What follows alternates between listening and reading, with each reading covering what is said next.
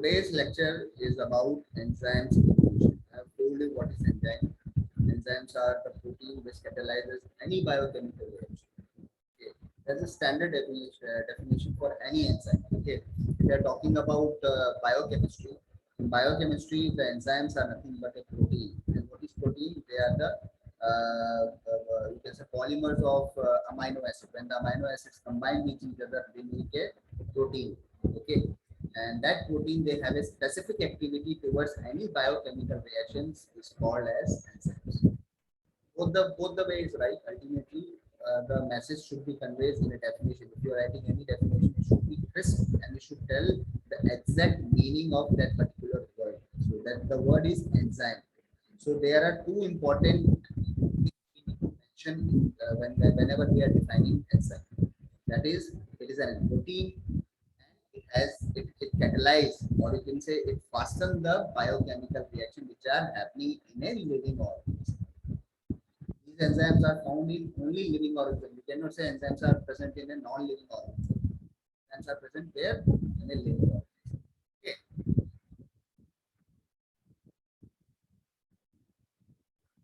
Today's topic is about enzymes inhibition. So what is this enzyme inhibition? So you can say even the poisons. Suppose any person is taken the poison like cyanide. You heard the name of cyanide? So cyanide is a poison. It's a very potent poison. So this cyanide, they'll go and bind to a certain enzymes which are very, very, very important for any biochemical reaction which are happening inside any living organism. So any living organism when consumes cyanide, that cyanide will go and it will inhibit. That's why I have told you inhibit. Inhibit means to stop or to prevent the activity, like the enzyme which is having this particular activity, it will stop that particular enzyme, or you can say it will denature, whatever you can say. Ultimately the enzyme will not be in a position to give its biochemical, or you can say it will not be in a position to catalyze any biochemical reaction. So that is nothing but enzymes. So the category of inhibition, enzymes inhibitor might be drugs, or drugs we are giving drugs, because if you take drugs in a uncontrolled manner, then also it is a poison. Or you can say the natural poison like snake poison or any chemical poisons. So those are also enzyme inhibitions. So we'll be studying all of those things in detail in this particular class. Okay. So learning objective, regulation of enzymes. So regulation of enzymes will be telling about like how the enzymes are regulated. I have told you the regulation is means when to start and when to stop. Because because in our human body we have some regulators, like in your gas, if you see your gas stove, there is a regulator. You can control the flame. You want to have a more flame, you open the regulator. If you don't want the if you want the flame to be in the lower side, you can just you can say pull it down the regulator so that the flame will be less. The same thing is happening in this enzyme. So there are some regulators, how these enzymes are regulated. So regulations of enzymes. Then inhibitions of enzymes, like your reversible and irreversible reactions will be seen. Reversible means when the enzyme is stopped by any chemical agent, we can reverse it by giving any antidote. We have studied about this one in our class also, antidotes. And irreversible inhibitions means that the enzyme cannot be restored. The poison or any chemical agent which are acting on that particular enzyme has denatured, has changed its chemical structure, so we cannot reverse it back. Okay. For example, I give you, if you take the rubber band, if you take any rubber band, so I'll just give an example of this rubber band. It's so long. So if you see the rubber band, you can stretch it, again it will come back to its original position. If you just stretch the rubber band and you just release it, it will come to its original position. So it means it's a reversible. You are deforming the structure of the rubber band. But when you stop applying that external force, it will again come back to its original position. That is a reversible process. Now, what will happen? Suppose you have a ring, the ring of made up of any metal. Okay, suppose you have a ring made up of aluminium. When you stretch it, it will not come back. Why? Because it's an irreversible process. The same thing is happening with your enzymes also. So there are some of the inhibitions which are reversible. You can reverse it, but there are some inhibitions which cannot reverse it. That will be seen. Then explanation of competitive inhibitions, non-competitive inhibitions, uncompetitive inhibitions, and feedback inhibitions. So these are the four terminology which will be constantly used in your pharmacology when you are studying in your higher class. So I will be just introducing you guys what is this competitive inhibitions. Competitive means there is a competition is going on. So the biochemistry is a very beautiful subject where the name or you can say the title only will describe what is this. So competitive inhibition is nothing but the competition. There is a competition is going on to inhibit any biochemical reaction. Non-competitive means it's like what you can say. There is no competition. For example, I give you a competitive inhibition. Have you heard the name of Hussein Bolt? Hussein Bolt is a like world fastest athlete, and he has won so many gold medal in your Olympics. Okay, if you see, he's from Jamaica. He's a very tall guy, and he's a he's the fastest running man. Just after the class, you can Google it, the Usain Bolt. Okay, if suppose the Hussein Bolt is coming to Gyan Bihar University and he's competing with the Gyan Bihar student, do you think the fact the Hussein Bolt is coming and he's competing with the faculties of Gyan Bihar? Okay, come we have a race of 100 meter. Do you think the faculty of Gyan Bihar can beat Hussein Bolt? No, we are not in a position to compete with Hussein Bolt. Why? It will be called as a non-competitive inhibitions. Like we are not in a competition. We are not. We cannot compete with the Hussein Bolt. He is like world Olympics. Now Olympics is going on Tokyo. I hope you guys enjoy watching sports. I do, but Hussein Bolt is like. He has made the world record, or you can say the Olympic record for 100 meters or 200 meters and 400 into 100 into 400 relay races. He has won so many gold medal in Olympics. So I'm just giving you an example of Hussein Bolt. So Hussein Bolt is like a if he come to Gyan Bihar and the faculty of Gyan Bihar they are competing with Hussein Bolt. We are not in a competition. We cannot compete with that guy. Whereas competitive inhibitions like where all like the factors like if Usain Bolt is coming in India, then we have a best athlete from India who is running with him. So there is a little bit of competition is happening there. So like it's like a one-sided match. Like India is playing against you can say Afghanistan, or you can say it's playing against any very weak team. So it's a non-competitive because we know India will win because we have a lot of good cricketers in our Indian side. Virat Kohli is there, Rohit Sharma is there, Mahendra Singh Dhoni, he got retired now. Then we have Shikhar Dhawan. So many good players are there. We know India will win. But whereas India is competing with Australia, that's a competition. That's a competition. Now Australia is also strong side and India is also strong side. There's a competition. Same thing is happening with the enzyme. I hope you guys understand what is competitive and non-competitive. Then uncompetitive inhibition and feedback inhibition. So that all these things will be studying in detail in upcoming slides.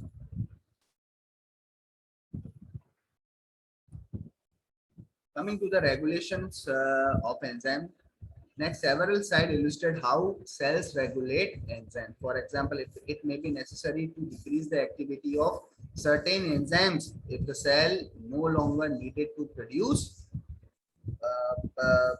no need to produce the product produced by the enzymes. Okay, so if the cell do not need any products which are produced by the enzymes, the cell can switch off. I don't want this product now. You can switch off. Then he can tell to the signal. Okay, he can tell to the enzymes no need of producing any product because now our cell are well sufficient, and now we can shut it down your biochemical reaction. So there are some regulations are there.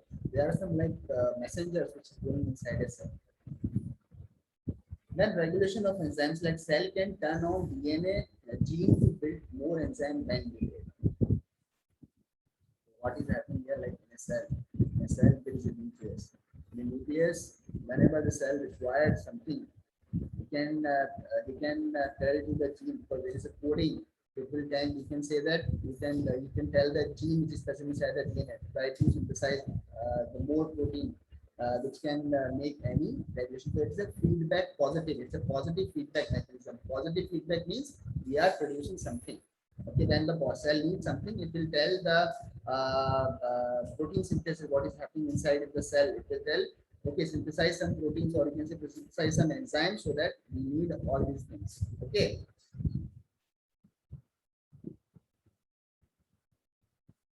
Then regulation of enzymes already produced.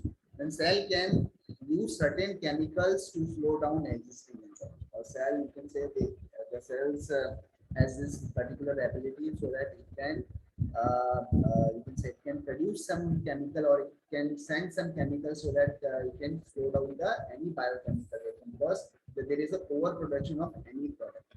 Okay. Then non-competitive inhibitions will be seen in the next slide.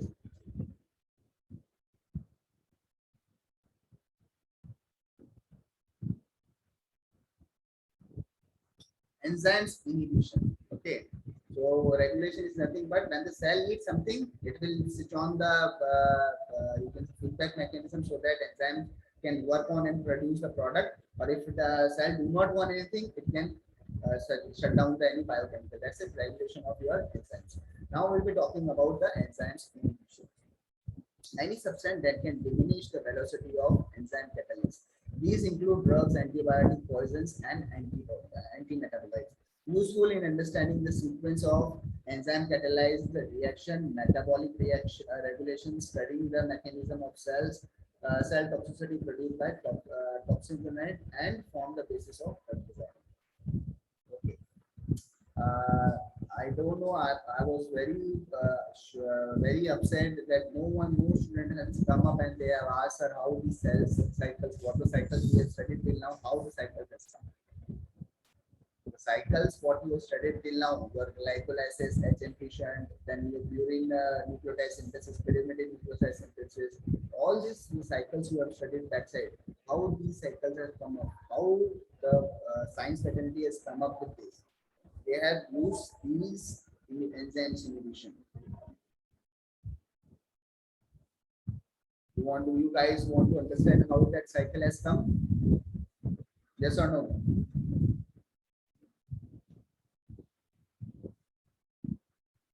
You guys need to understand how the cycle has come up or not?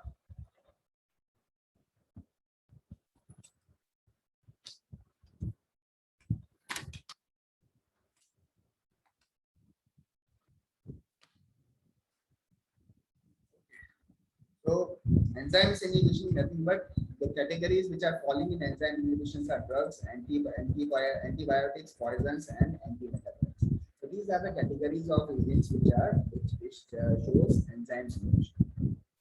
Types of enzyme inhibitions are reversible enzyme inhibition and irreversible enzyme inhibitions. So I have told you in the beginning of the class only like what are reversible inhibitors or which are irreversible inhibitors. Okay. So these are the two types of inhibitions. Okay. In this category only we'll be studying about competitive, non-competitive. So generally, if you see the types of enzyme inhibition, they are of two types: reversible and irreversible. Reversible is nothing but you can reverse the process again. Irreversible means you cannot reverse it. When you talking about reversible inhibitors, they are again classified into three categories: competitive reversible inhibitions, non-competitive reversible inhibitions, and uncompetitive reversible inhibitors.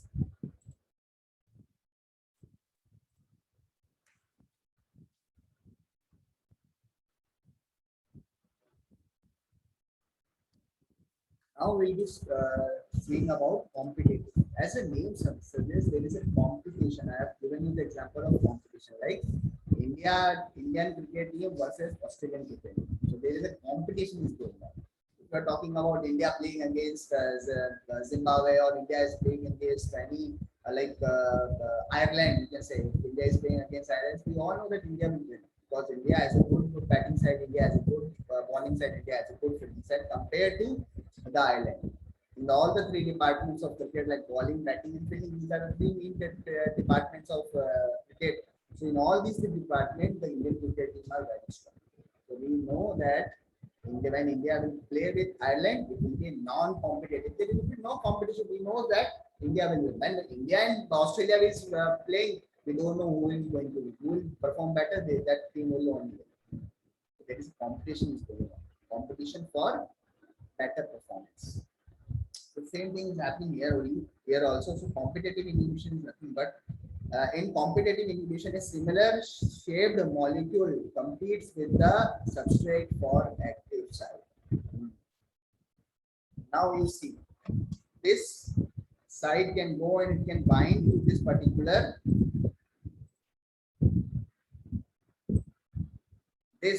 suppose this is the main substrate. It can go and it can bind here. Okay, so it has this site. You can say the structure. It is like a lock and key. But when any foreign material which is having the same chemical structure, it can go and it can also bind it here. So there is a competition is happening between these two substrates for the enzyme. This is called competition. But now, if you see here, it is this side cannot come and bind here because what is happening? Suppose this is an enzyme. Okay, so this enzyme has a two active site. So this one, this particular substrate, where it will go and it will bind here, it will bind here.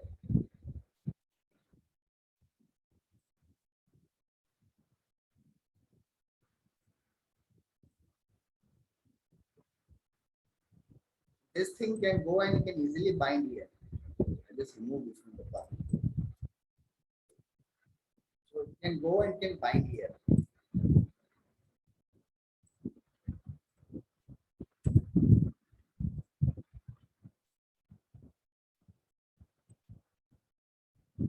Okay, but where in this case, this active site has two different substrates. This is substrate A, this is substrate B. So there is a competition between substrate A and substrate B for the active site present on the enzyme. So this is called as a competition. Okay. So same thing is happening here. Active site is being occupied by the competitive inhibitors. Like this is your outside material that is coming and binding to here, whereas the main substrate which will go and bind to this particular site is not able to bind because there is competition has occurred between these two and this particular substrate has won the race. So it has come and it is binding here. This is called competitive inhibition. Now we're talking about non-competitive inhibition. Okay, so non-competitive is nothing but when any inhibitor, it will come and it will bind to an enzyme. It will cause the active site to change its structure. So now it is not there is no competition is only happening. So suppose it has like the substrate will come and it will bind here, but this inhibitor is not competing with the substrate. It will what it is doing? It is going and binding somewhere in the enzyme side, and it is altering the active side of this particular enzyme. So this is a non-competitive inhibition is happening here. Okay, so it means this particular inhibitor, it can go, it can change. If it's if it is enter inside the system, it can alter anything. So it is not having any competition with any of the substrate which are participating for the active site. Okay. Another form of inhibitions involve an inhibitor that bind to the allosteric site of enzyme. So the site which is apart from the active site is called allosteric site. Yeah, what is called it is called as the allosteric site of enzyme. It is an important term. You always remember this one. Okay.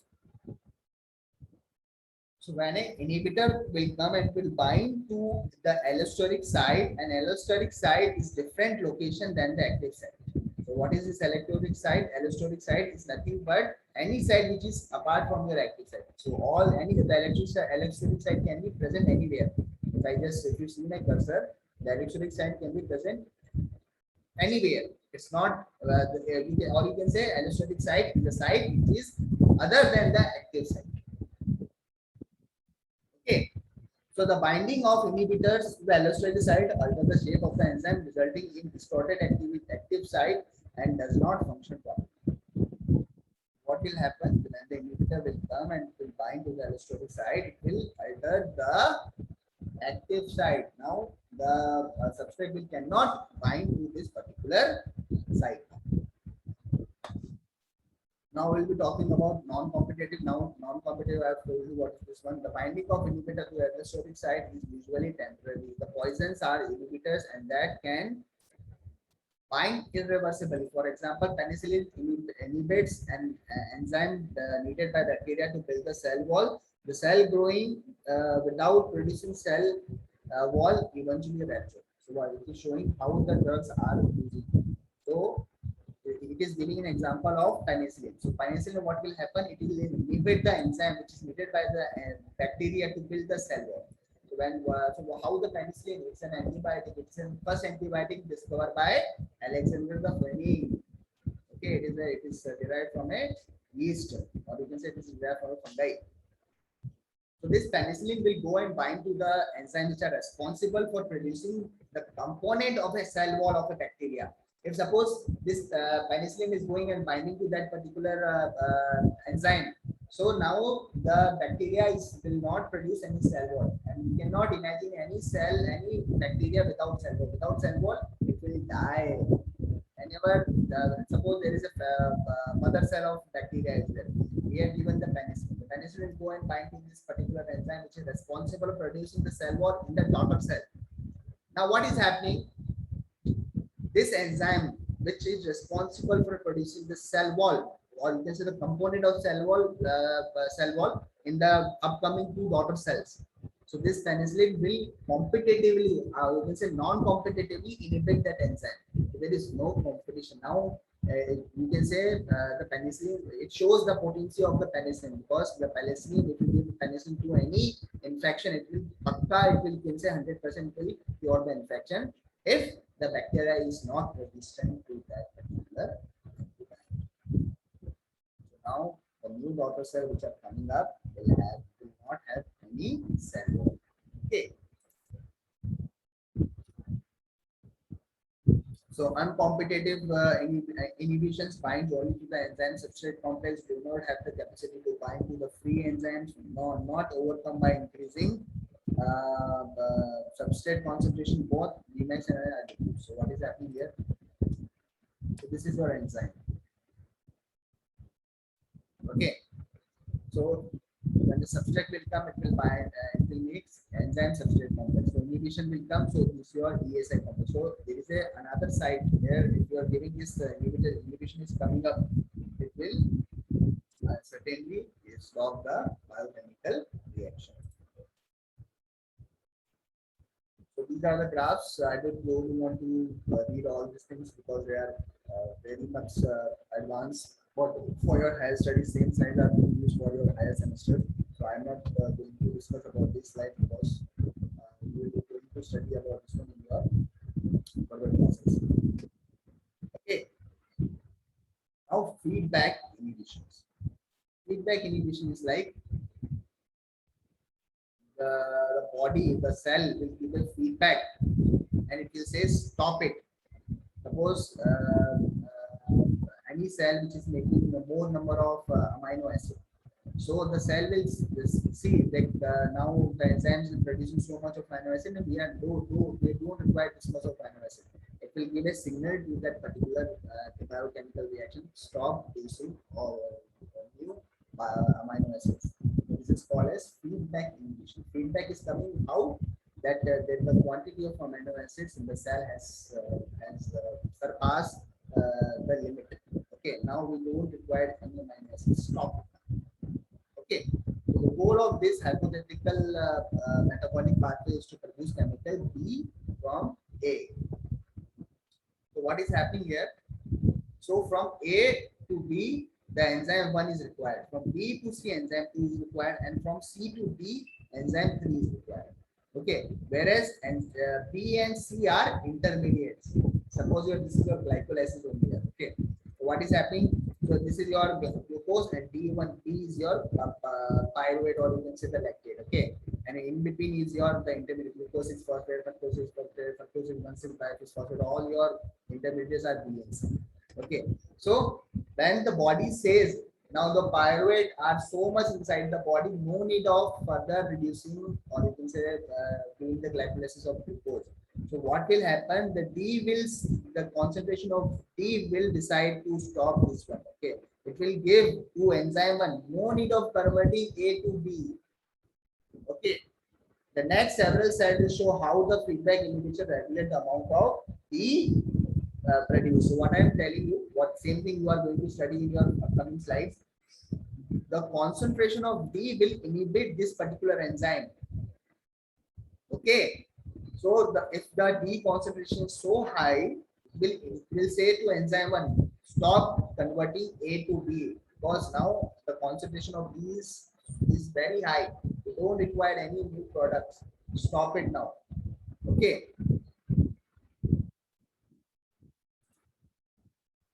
So the amount of B in the cell will decrease if the enzyme one is inhibited. So what is happening? The amount of B in the cell will decrease if enzyme one is inhibited. C and D will decrease because B is needed to produce C and C is needed to produce D. Enzyme 1 is the structured in a way that causes it to interact with D, and when the amount of D is increasing, the enzyme stops functioning. The story what it says, when the concentration of D is more, it will say enzyme 1 stop it now, no need of converting A to B. When A and B is not converting, so it will, what will happen? The concentration of B will start decreasing now because the enzyme 1 has stopped functioning on A reaction. So now the concentration of B will start decreasing. As the concentration of B start decreasing, the C will also not form. If the C is not forming, until unless the concentration of B is start decreasing, then only this cycle again starts. This is nothing but your feedback mechanism. Okay, you guys understood what I have told? Have you guys understood what I have told you?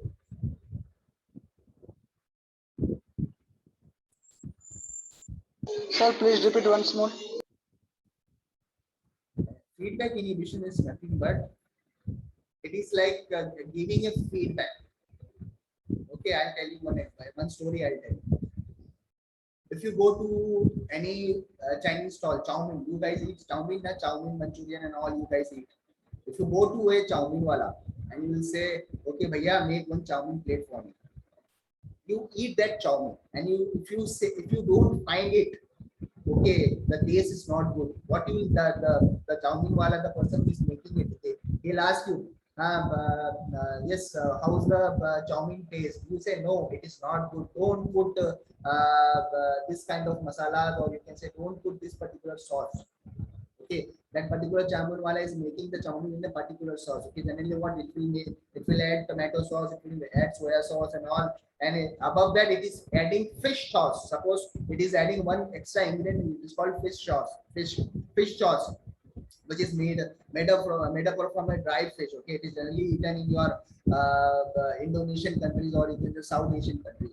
If you add that one in your chow mein and it will give it to you and it will ask you, yes, what is that? How the taste of your chow mein? You will say no need of adding your fish sauce into this. You are giving a feedback to that person. So now that particular person will not add fish sauce because you have told no, the taste has ruined. The taste is not good if you are adding your fish sauce. He is saying no, I am making a very creative, very special chow mein for you. What special? He is adding one fish sauce ingredient, and because of that fish sauce, there is a foul smelling coming out from your chow mein. You will say, yeah, no need of adding that fish sauce now, because fish sauce is ruining the taste of chow mein. So you are giving a feedback to that particular chef. So now that particular cook or chef, or the chow mein wala who is making the chow mein, will not put the fish sauce in your food. So same thing is happening here also. When A is your starting material, B and C is your intermediate, and D is your end product. So when the concentration of product D is very high, it will say to enzyme 1, stop converting A to B. That is feedback inhibition. How the feedback is coming? Based on the concentration. How that feedback coming from the chow mein wala? Because of the taste. Here the feedback is coming from the amount, concentration. When the concentration of D is very high, we don't require D in our cell.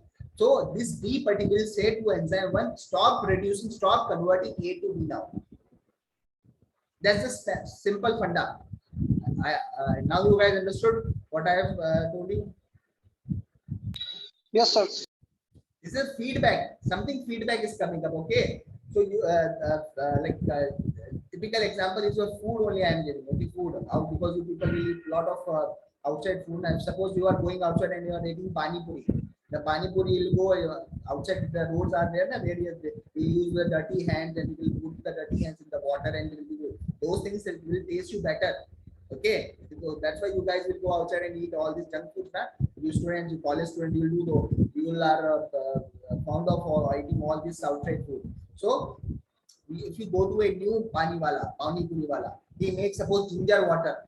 Generally, what is this water? He'll use tamarind water or he'll use some jaljeera kind of stuff so that it will make very tangy kind of flavor to the water. Okay, so he's giving, suppose he's making this pani puri using the what we say, with the ginger water. So when this pani puri wala will ask you, yes, how the taste of this new pani puri, you will say no, the ginger water is not good. Give me that old, you can say the older flavor of this pani puri. So you are giving a feedback based on the taste. So what is the feedback there? The taste, the chowmein, the taste has room. The pani, the taste has room. So based on the taste, we are giving feedback to the person who is making it. Same is happening here. Here the feedback is amount. In biochemistry, the feedback inhibition will occur based on the amount. So the amount here is the concentration, the amount of the product is high. So we give a feedback inhibition to this particular enzyme. Stop it now making it. That is all about your feedback inhibition. All this is the same stories here. It will go on. So I give you very classical examples like I hope now you guys have understood what is feedback. And feedback is nothing but to take the feedback, to ask the response. What is the response? Okay. Have you understood now? Yes, sir. Okay. That is all about your today's enzyme inhibition. It is a very deep subject you will be studying in your further classes. With that, I am winding up the class, and the class test will be at 12:30 to 12:40. Remember that. I'm not going to put the message in your WhatsApp, and by afternoon you can see your marks. Okay. After 12:40, you can see your marks. I'll open your marks so that you all the guys can see your first, second midterm and third midterm marks. Okay, especially third midterm, you can see your marks. Okay. With that, I'm winding up. It's 9:58 now, so 10 o'clock your next class is there, and for biochemistry class, the classes will be there on LMS at 12:30 to 12:40.